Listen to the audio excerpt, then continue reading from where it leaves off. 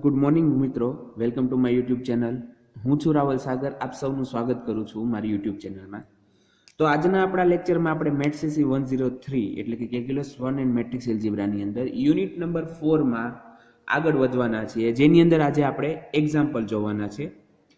Example એવા હશે કે solution of linear non homogeneous equation. બરોબર છે. હવે આની પહેલાના લેક્ચરમાં આપણે જે હોમોજીનિયસ ઇક્વેશન છે તો એના સોલ્યુશન માટેની વાત કરી હતી, જ્યારે આજના આપણા લેક્ચરમાં આપણે નોન હોમોજીનિયસ ઇક્વેશનની વાત કરવાના છીએ સોલ્યુશનની. બરોબર છે. તો સૌપ્રથમ આપણે એક એક્ઝામ્પલ જોઈએ કે જેની અંદર એવી રીતના છે.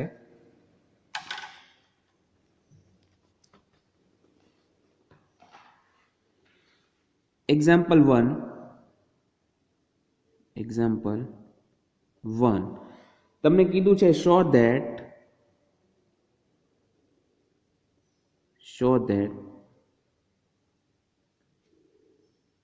the equations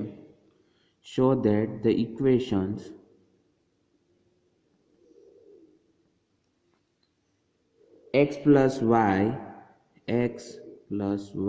plus z is equal to -3.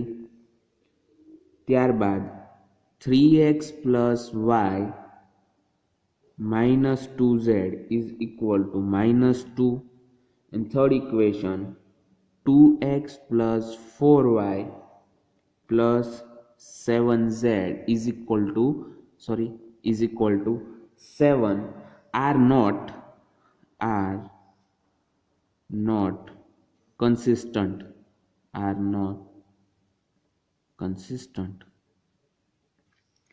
તો અહીંયા આપણે એવું સાબિત કરવાનું છે કે જે ઇક્વેશન 3 દીધા છે x plus y plus z is equal to -3, 3x plus y minus 2z is equal to -2 and 2x plus 4y plus 7z is equal to 7 are not consistent.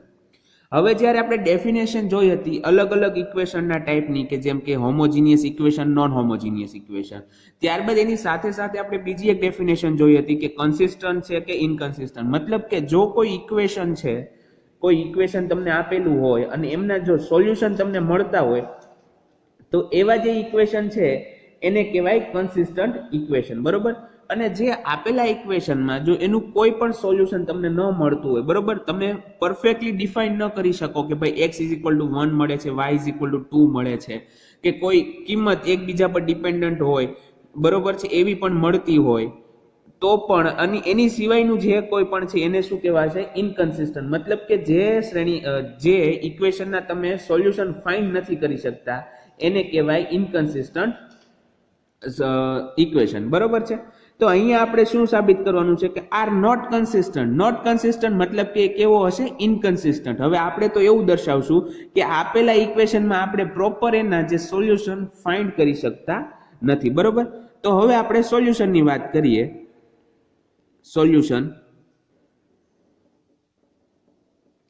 સોલ્યુશનની અંદર જુઓ કે the given system is equivalent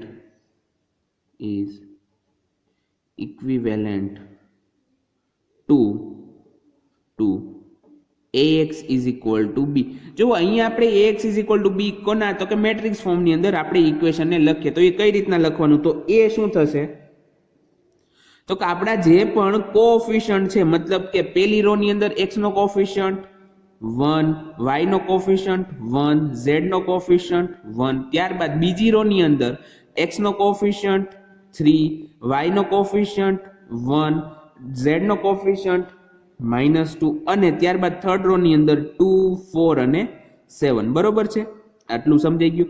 ત્યારબાદ જે x છે, આપણો આ x છે એ શું છે? તો કે જે અનનોન્સ નો કોલમ મેટ્રિક્સ બને છે x, y અને z ઇઝ ઇક્વલ ટુ શું આવે? તો કે is equal two constant term, મતલબ કે -3, -2 એન્ડ 7. બરોબર છે.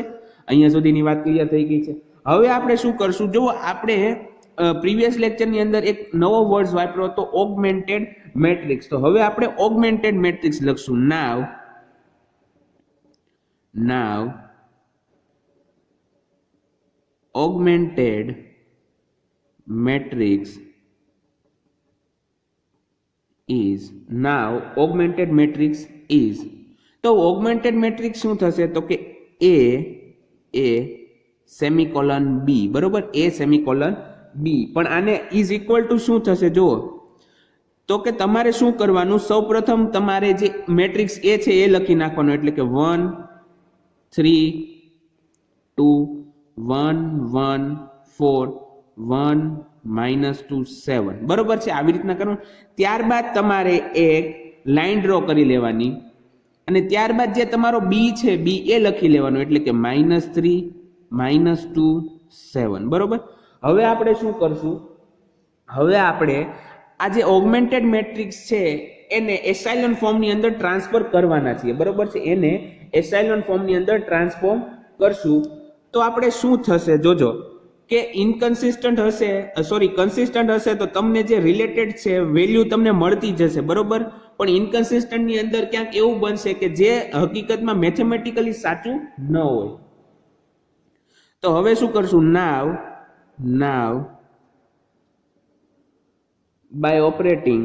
now by operating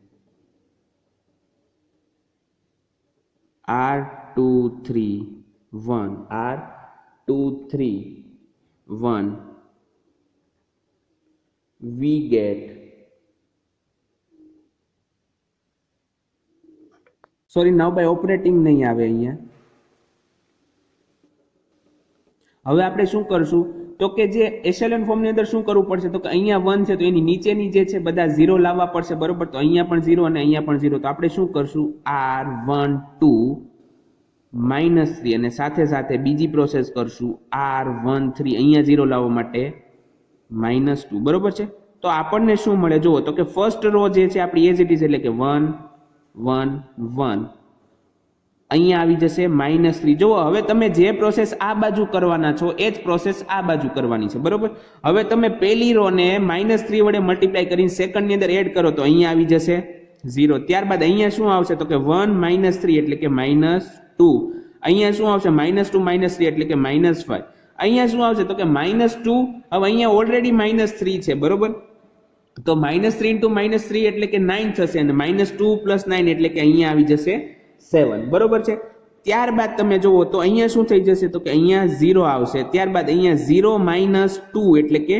2 આવશે અને અહીંયા 7 - 3 એટલે કે 7 - 2 એટલે કે અહીંયા આવી જશે 5 હવે અહીંયા શું થશે તો કે -3 into -2 કેટલા થાય તો કે 6 + 7 = 13 ઓકે અહીંયા સુધીની વાત તમને ક્લિયર થઈ ગઈ છે કે કઈ રીતના આવે છે હવે શું થાય જો now હવે આપણે એવું કરીએ કે આ જે -2 -5 છે એને તમે થર્ડ રો ની અંદર સીધા પહેલા એડ કરી દો તો શું થશે જો R231 મતલબ કે બીજી રો ને 1 વડે મલ્ટીપ્લાય કરીને થર્ડ રો ની અંદર એડ કર્યા તો ફર્સ્ટ રો મારી એઝ ઇટ ઇઝ 1 1 1 ઓકે 1 1 1 ત્યારબાદ 0 -2 -5 0 -2 -5 ત્યારબાદ 0 0 અને 0 કેમ કે 2 -2 0 5 -5 0 અહીંયા શું આવશે તો કે -3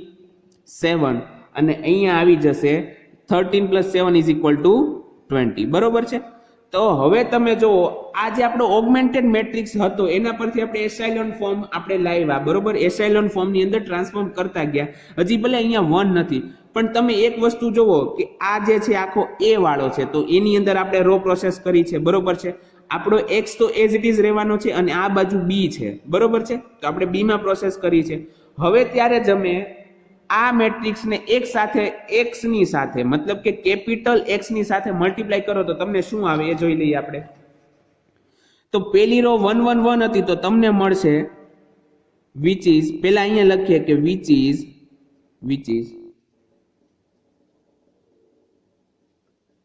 row equivalent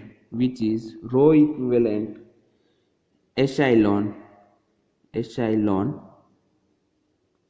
form બરોબર છે this gives equation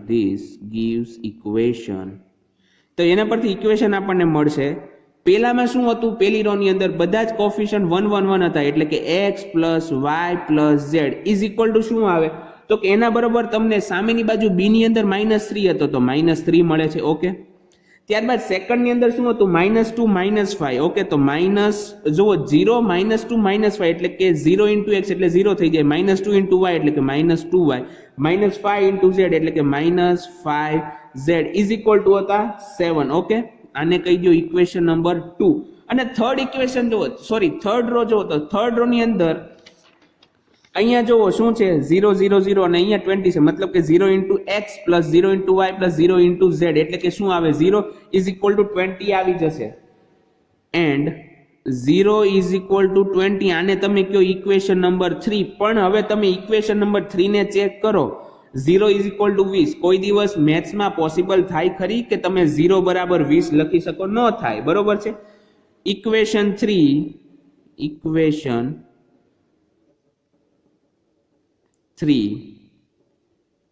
is not possible. Equation 3 is not possible. A possible નથી, કેમ કે 0 બરાબર તમે 20 ના લખી શકો. Hence the given equation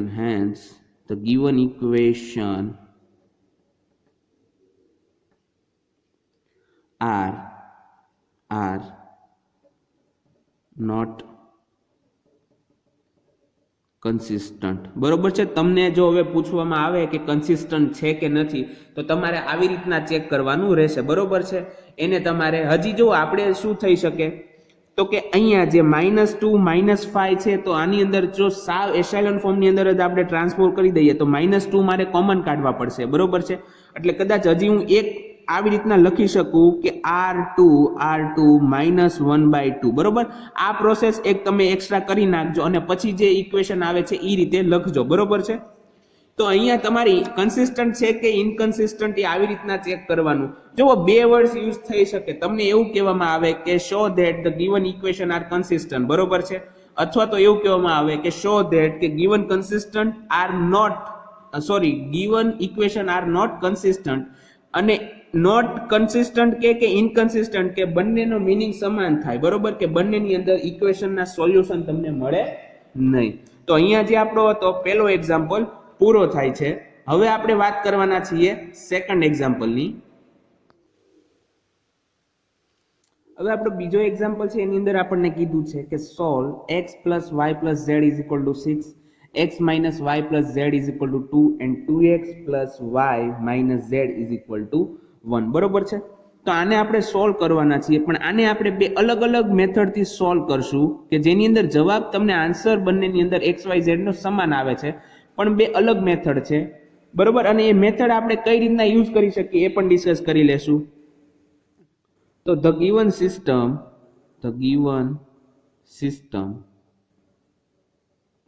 of equation in matrix form is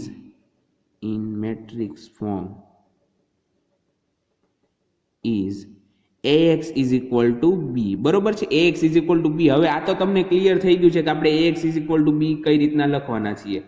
તો હવે અહીંયા a આપણો શું થઈ જશે, તો હિયર a લખીએ તો ફર્સ્ટ રો ની અંદર ફર્સ્ટ જે ઇક્વેશન છે એના કોફિશિયન્ટ એટલે કે 1 1 1, ત્યારબાદ 1 -1 1, અને ત્યારબાદ 2 1 -1. બરોબર છે. ત્યારબાદ ઇન્ટુ x. x શું છે, કોલમ મેટ્રિક્સ છે. કોનો બન્યો છે, અનનોન્સ નો, એટલે કે x y z is equal two શું છે, b છે. b શું છે, 6 2 1. બરોબર છે.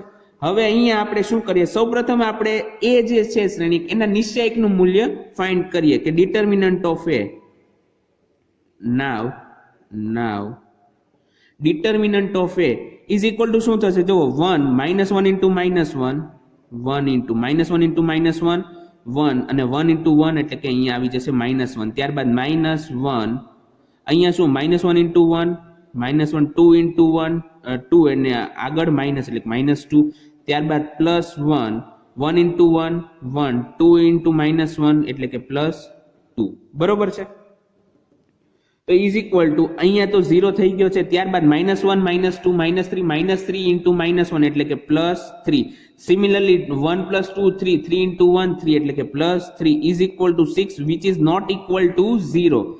Therefore determinant of A is not equal to 0. તો તમને અહીંયા શું થાય છે તો કે આપેલા જે શ્રેણિક A છે એના નિશ્ચાયકનું મૂલ્ય કેવું મળે છે, નોટ ઇક્વલ ટુ 0 એટલે કે 6 મળે છે, બરોબર. તો હવે આના માટે આપણે એક મેથડ એવી વાપરી શકીએ. જો હવે જ્યારે તમને number of unknowns is equal to the number of equation હોય, આપેલા ઇક્વેશનની અંદર, સિસ્ટમની અંદર જ્યારે તમને જે x y અને z ફાઇન્ડ કરવાનું કીધું હોય અને તમારી પાસે 3 ઇક્વેશન બને તો તમે આ મેથડ યુઝ કરવાની. શું કરવાની? તો therefore a is non singular થઈ ગયો, a is નોન સિંગ્યુલર થઈ ગયો, બરોબર છે. therefore solution is x is equal to a inverse b. x is equal to a inverse b. કેમ કે ax is equal to b છે તો એના પરથી x is equal to a inverse b લખી શકાય, બરોબર છે. now a inverse is equal to 1 upon determinant of a into adjoint of a આવે છે, into adjoint of a આવે છે. હવે determinant of a નું મૂલ્ય શું છે? 6 છે એટલે કે 1 upon 6.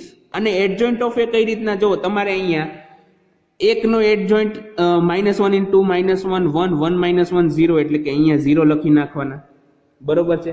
ત્યારબાદ સિમિલરલી અહીંયા 3 આવશે, ત્યારબાદ અહીંયા પણ 3 આવે છે.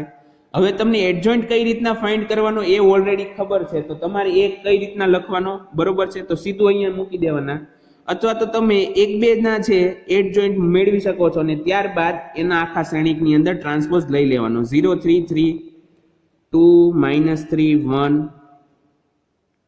2 0 -2 2 0 -2, બરોબર છે.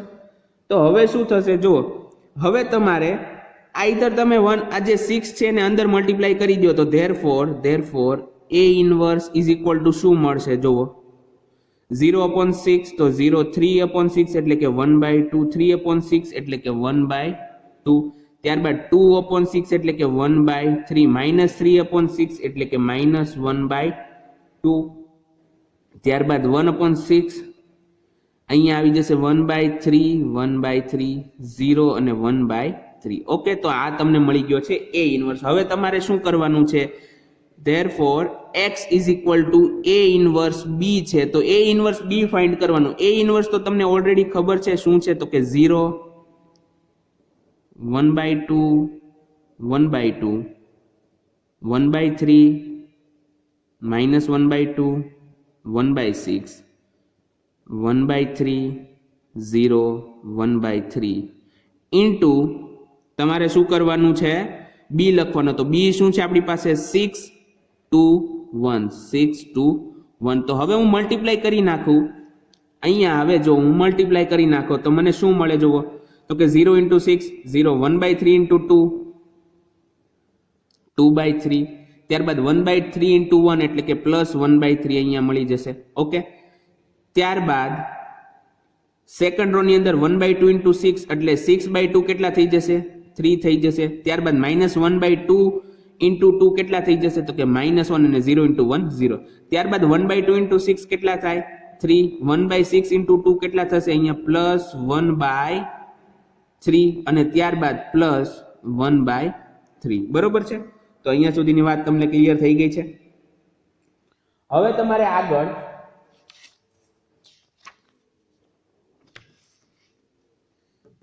therefore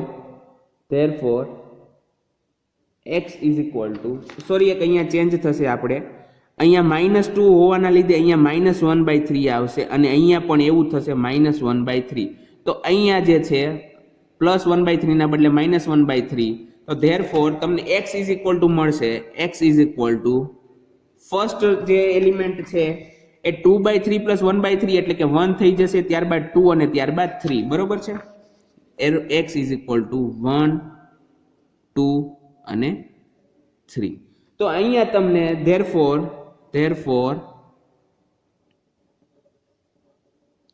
solution is X Y Z is equal to 1, 2, 3 બરોબર છે. તો આપેલા જે ઇક્વેશન છે એનું સોલ્યુશન તમને 1, 2 અને 3 મળે છે. તો અહીંયા આપણો જે એક્ઝામ્પલ છે એ પૂરો થાય છે. હવે જે બીજી મેથડથી ગણવાનો છે એ આપણે નેક્સ્ટ લેક્ચર જ્યારે હશે ત્યારે કરશું. ત્યારે આપણે આ જ એક્ઝામ્પલથી શરૂઆત કરશું અને ત્યારે પણ તમે ધ્યાન રાખજો કે એનો જવાબ જે છે 1, 2 અને 3 જ આવવાનો છે. ઓકે, તો આજનો આપણો લેક્ચર અહીંયા સુધી રાખીએ છીએ. હવે આપણે મળશું નેક્સ્ટ લેક્ચરમાં. ત્યાં સુધી ગુડ બાય. ઘરે રહો, સુરક્ષિત રહો.